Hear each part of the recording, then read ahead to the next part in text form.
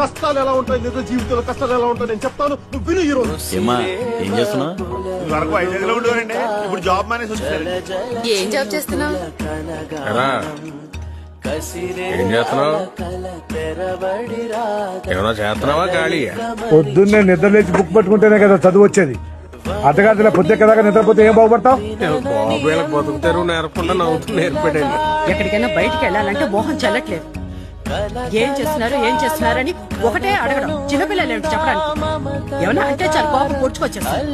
తమ్ముడు అంత కష్టపడుతున్నాడే, మనం ఏదైనా పని చేయాలని ఉండదు. ఈ ఇంట్లో 3 ఫ్యామిలీలు మారాయి, 5 సార్లు పెయింట్ మార్చారు.